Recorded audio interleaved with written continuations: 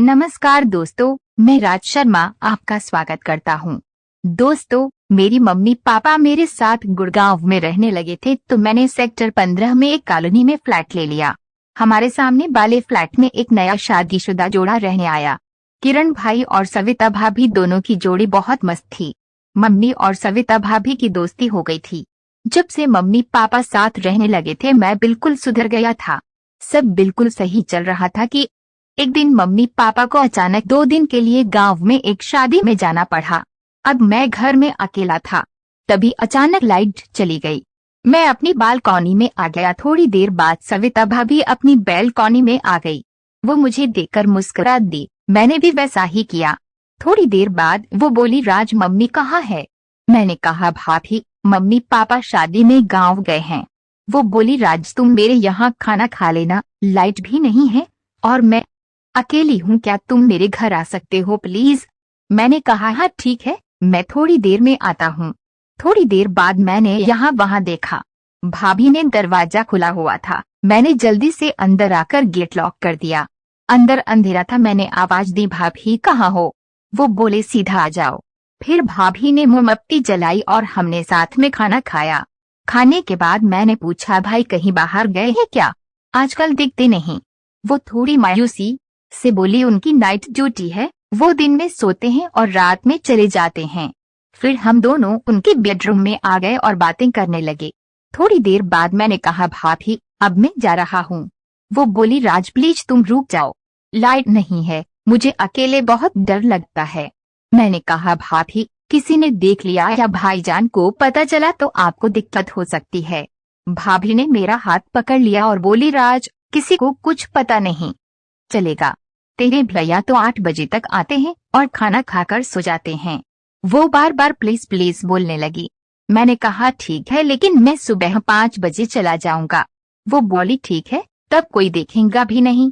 भाभी कमरे से बाहर जाने लगी तो मैंने कहा, मुझे 1 गिलास केसर का दूध चाहिए, क्योंकि मैं रोज केसर वाला दूध पीता था। जब वो वापस आई तो उसने मुझे दूध का गिलास दिया। मैं गट गट करके पी गया। हम दोनों आपस में बातें करने लगे। उसने पूछा, राज तुम्हारी गर्लफ्रेंड कैसी है, बहुत सुंदर है क्या? मैं बिल्कुल मासूम बनकर बोला, भाभी कहाँ, मेरी कोई गर्लफ्रेंड ही नहीं है। वो बोली, राज तुम मुझे बार बार भाभी क्यों बोलते हो? क्या मैं तुम्हें कोई बुढ़ी आंटी लगती हूँ? मेरी उम्र 21 साल है, तुम मुझे सविता बोला करो। मैंने कहा, सविता तुम और भैया कितने लकी हो। वो एकदम से चिढ़ते हुए बोली, राज तुम मेरे सामने उनकी बात न करो। मैंने कहा, क्या हुआ? वो बोली, तुम नहीं समझोगे। मैं अनजान बनकर बोला, क्या बात है? वो बोली, पैसा ही सब कुछ नहीं है, एक औरत की और भी जरूरत होती है। मैंने कहा, मैं समझा नहीं। आपके पास सब तो है, क्या कमी है? वो मेरे सीने से लग गई और रोने लगी, राज मुझे जो चाहिए वो नहीं देता है मेरा शौहर। अब मेरे अंदर का पुराना राज शर्मा जाग गया। मैंने सविता की पीठ में हाथ फेरते हुए कहा, आप मुझे बताओ, शायद मैं आपकी कोई मदद कर पाऊं। अब सविता के बदन की खुशबू मुझे जोश देने लगी। उसने कहा, राज 1 महीने से मेरे शौहर ने मुझे छुआ भी नहीं है। मुझे पैसे नहीं, प्यार चाहिए। और वो मुझसे लिपट गई। अब मेरे हाथ उसकी पीठ पर चलने लगे। मैं बिल्कुल अनजान बनकर सब धीरे धीरे कर रहा था। वो बोली, राज आज तुम मुझे प्यार करो।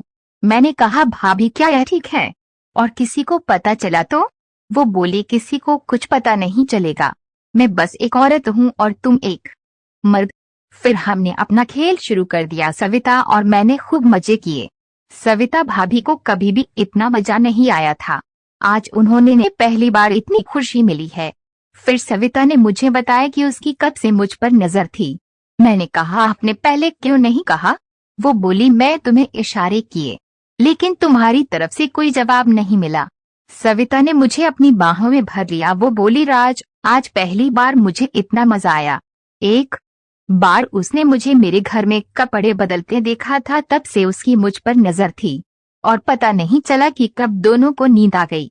सुबह के 5:10 हो गए थे। मैंने जल्दी से कपड़े पहने और बाहर देखा और चुपके से अपने घर आ गया। दोस्तों, उस दिन मैं कंपनी में दिन भर सविता के बारे में सोचता रहा। दूसरे दिन लाइट तो नहीं गई लेकिन मैं सविता के घर गया और सविता के साथ खेलने लगा। तो दोस्तों यही थी मेरी कहानी। अगर आपको ये पसंद आई हो तो वीडियो को एक लाइक जरूर कर देना। मिलती हो अगली कहानी।